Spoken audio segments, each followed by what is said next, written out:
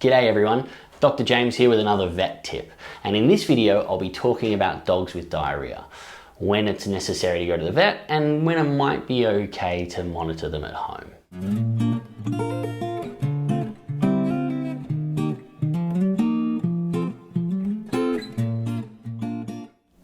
It's a very common dilemma, and it's a reasonable question. I mean, for us humans, not every mild sign of illness requires going to the hospital, and it's the same for your pet. Diarrhea is a bit of a tricky symptom though, because cases do range from being very, very mild, that will resolve without treatment, to being incredibly serious and life-threatening. And because diarrhea can be so serious, if you're worried, right now about your dog's health, don't hesitate, right? Go straight to a vet. It's better safe than sorry. Waiting, if they're ill, will mean a worse outcome, and typically treatment is more effective and cheaper if you start it early.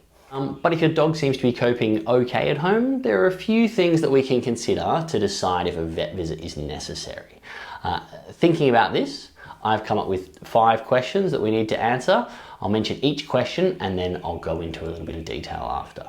So number 1 is, how severe is the diarrhea?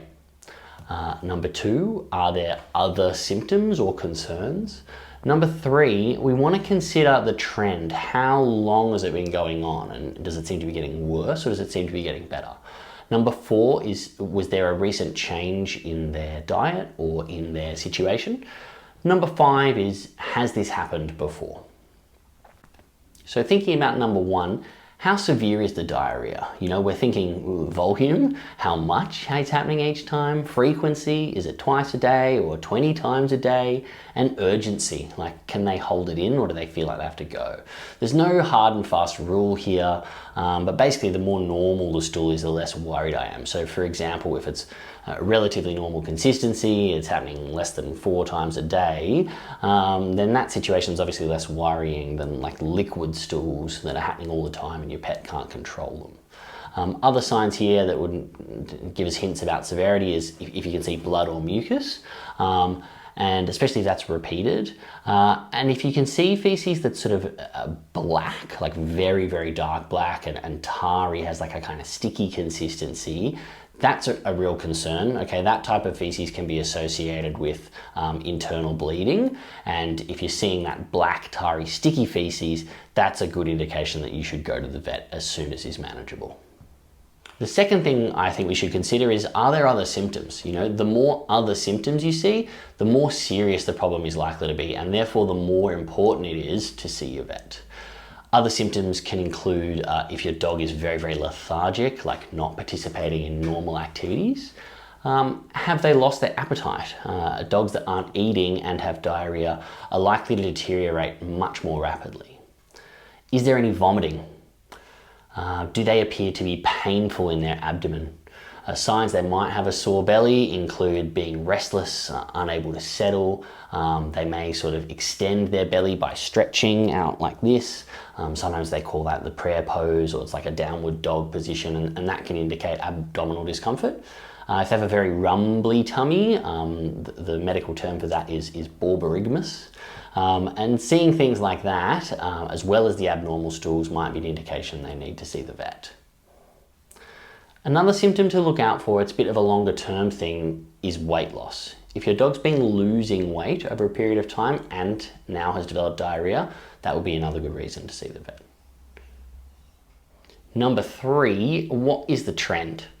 Is it getting better? Is it getting worse? Is there no change? I mean, if your dog seems to be okay moment to moment and the overall trend is improving, it might be safe to see how they go for another 24 or 48 hours.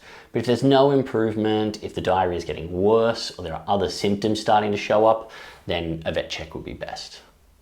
Number 4, have there been recent changes to the diet or situation?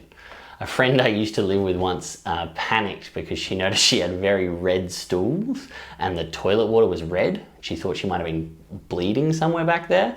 But fortunately, before she rushed to the hospital, she remembered that she'd eaten a massive beetroot salad the day before. So sometimes things can be easily explained. Thinking about what our dogs have been eating is really important, because those recent diet changes can often cause mild diarrhea. Questions to ask yourself include, have they started a new food or new treats? Have they eaten something silly like from the garbage or the compost, or something they found on a walk like roadkill or like a half-eaten kebab? Sometimes a stressful change in their life, like moving house or introducing a new pet or family going away, something like that can cause mild diarrhea. So if you've seen a sudden change and it's been less than 2 days of the diarrhea, it may be safe to see if the diarrhea will resolve on its own. Number 5, has it happened before? If your pet seems to have recurring bouts of diarrhea, it's a good idea to see the vet. You know, in the next video titled "My Dog Has Diarrhea, What is the Vet Gonna Do?" I'll go into a little bit more detail about possible underlying causes and what the vet might suggest. So other reasons to go to the vet sooner rather than later would be if your dog is not vaccinated. Some of the most severe causes of diarrhea, like parvovirus, can be fatal, and unvaccinated dogs are at a much higher risk. Also, if you happen to know your dog has eaten something toxic, like medications or recreational drugs or toxic foods or plants, some cleaner, something like that, then that'd be a reason to go to the vet sooner.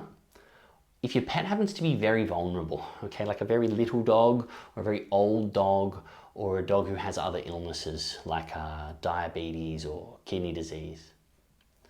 So thinking about all those things we've just outlined, that will help you determine if you need to see the vet. The golden rule is better safe than sorry, and a stitch in time saves 9. If you're worried, don't hesitate to see the vet, and you should go there straight away if it's an emergency. Part 2 in this series goes over what the vet is likely to do in a consult, what treatments or tests they may recommend, and what you could try at home. I'm also going to include a little bit of a word on the cost of veterinary treatment for these issues. I'm Dr. James. I hope you've liked this video. Please subscribe to get some more vet tips.